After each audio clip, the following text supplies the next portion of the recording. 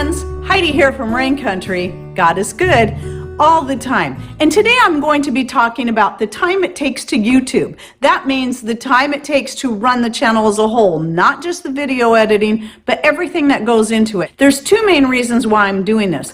One is for the sake of those people who are either just getting started in creating a channel or are considering starting a channel.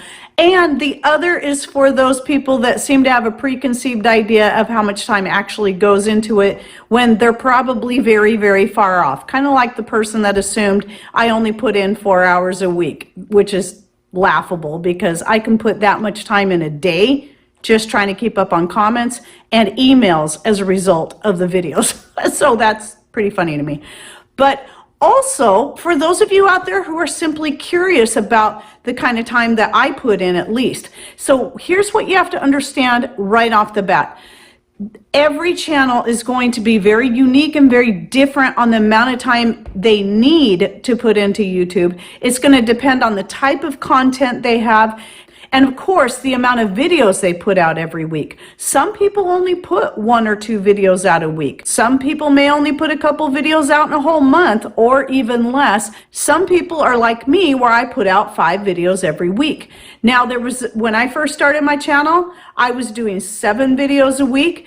It was easy enough for me to do that because I had a very simple movie editor. I didn't bother editing out much, interruptions and things like that.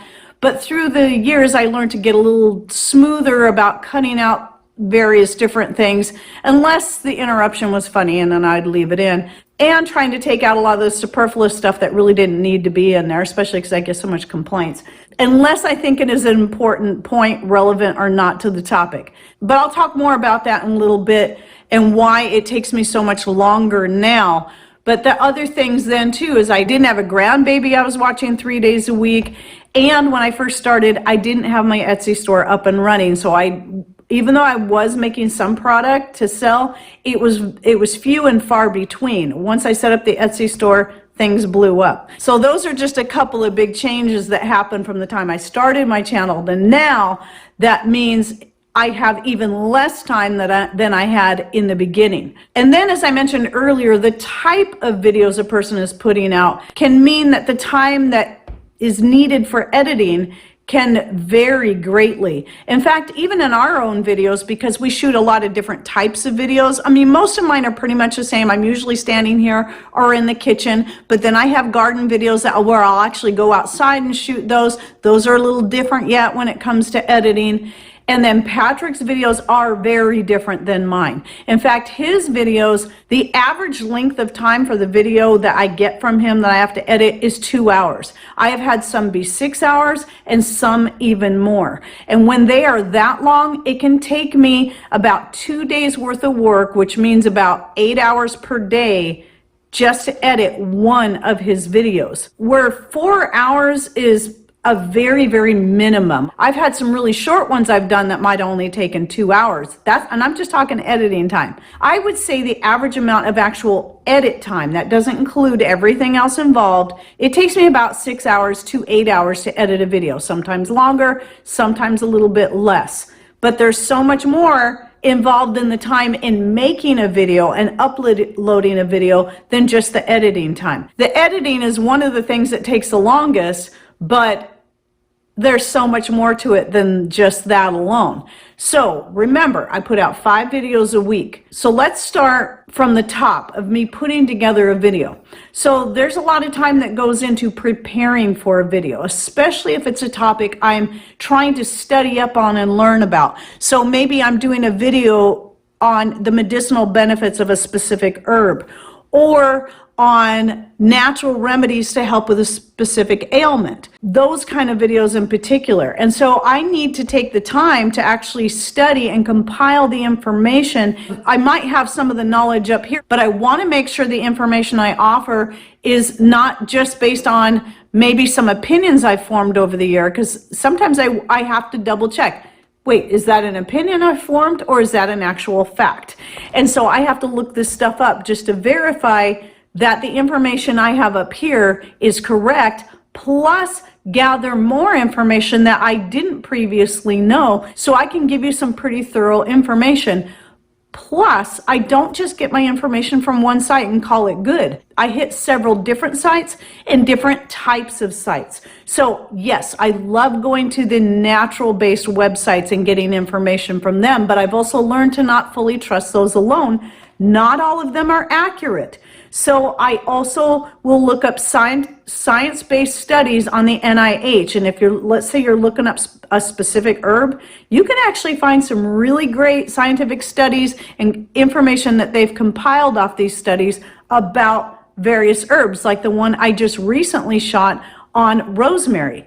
Really great article in the NIH. Then I also go to medical-based sites. Even WebMD, though it has its issues, just like the NIH has its issues, when it comes to natural remedies, you can actually compile some pretty good information there. And that way, when you get it all together from all these different sites, you can see the things that all cross over and are all the same, and that verifies that the information is then correct. So there can be quite a bit of time that goes into that. Sometimes I can actually compile information together within an hour, and that surprises me when I can get a lot of great information in that little bit of time. But other times it requires a lot deeper research, especially when I was doing the studies on quinine, quercetin, and all that, and trying to compile the information and understand the science between these different things and how they work within the body. Thus, I ended up doing 2 different videos that are related. And I'll link to those down below, by the way, if you're interested. But I poured a lot of time in compiling that information from different sources. So there's that part. Then I write out my notes. That takes time too. And then I got to set up. If I'm going to put visuals out, which I often do, not always, like not today, then I got to go around the house and gather up the different visuals I want to use and set them out, which means I also then have to go put that stuff away. And I've had videos like the one I did in 2020 about food storage beyond rice and beans. I pulled out a lot of stuff from different food storage areas around the house and put them on the counter, and then had to go put all that stuff away. That's very time consuming alone. Then you have the time actually shooting a video. That can be as little as, and again, it's gonna depend on the person and the type of videos they're shooting, but mine usually are about, when the shooting time will be about 20 minutes to as much as 45 minutes just to shoot the video itself. Then I have to take those files, transfer them over to the computer, because I don't do any video editing on my phone. I do it all on the computer for very good reason, where I have a good movie editor that works well for me. And I'll link to that one down below if you're interested. It's not going to be everybody's favorite. Everybody has their favorite. It's the one I'm familiar with because it was the one I originally learned from when I switched from using the free movie editor that used to come with our new computers, that was very, very simple, didn't have a lot of fancy stuff, to something where I could do a lot more with it, such as overlay photos. And I loved being able to do that, because when I'm talking about stuff, sometimes even just showing it physically in the video doesn't do the items justice. So being able to take still shots and overlay them, that takes a lot more time, but also I think adds a lot better quality to the video. And then if I forget to say something and realize it, or I said something wrong and didn't realize it until I went to watch the video, and sometimes I still miss that, then I'll add that item in text, usually right beside myself right here, so you guys can read it. That's why, though I do understand people like to just listen, I get it. I'm that way too, because you got a lot to do. You don't have time to just sit there and watch. But sometimes if you hear me say something wrong or something questionable, it's always good to go look. Did I put it in text? Did I put that amount in text? Did I put that word that maybe you didn't understand what I was saying, like nasturtium? That's one I got asked quite a bit to put in text. Then I'll put that in there so people can see the spelling and understand what I'm saying. I don't always think to do that, but all those little things really add a lot of time to the actual video editing. Then there's things like interruptions that tend to happen quite a bit, or when I get stuck and I can't remember what it was I was going to say next, or I got to stop and read my notes to remember what my next point was. Those are all things I snip out. Or when my vocal cords, the nodules on my vocal cords start swelling like they're doing now, and I have to stop and clear my throat or just take a break. edit that out. And the same thing with any of Patrick's videos. And a lot of times he walks off and leaves for several minutes and comes back. And so I got to figure out, okay, and edit all that stuff out. And again, depending on the types of videos you're shooting and what kind of interruptions you may or may not have, all these different things will determine the amount of time it's going to take to edit your individual videos. So, by the way, let me come back to Patrick's videos again. One of the more recent videos I did and edited was a video that was 6 hours. That was the one about where he created a new latch for the dump truck hood. That whole video was 6 hours long. That's just the video clips I got. He didn't shoot everything that he did there, thankfully. And I was able to take all that and whittle it down to 35 minutes where it was enough for you guys to understand what he was doing and get the whole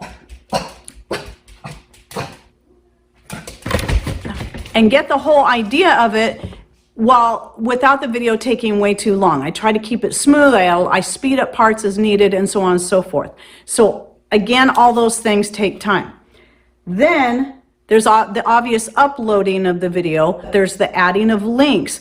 If I'm going to type out a recipe, I've got that. If I'm going to type out a list that people can read, I've got to do that. If I'm going to add any other things that I feel need to be in there, I got to do that. If it's a song that requires accreditation, I got to make sure that's put in the description box. And then there's all these little hoops that YouTube keeps adding to that you got to jump through with each video that you upload. It used to be you just start uploading it and that was it. Now you got to go through this, you got to select that, you got to check mark that, and so on and so forth. So even that can take several minutes, just that alone. And then there's the interaction time. That's going to be based on the channel. Not everybody chooses to interact with their followers. To me, I find it important to interact with my followers as much as time allows, and to answer questions. And the minimum time I spend doing that every single day is 2 hours, and it can take 4 hours. So when you add all this time up, you can see that for me, at least,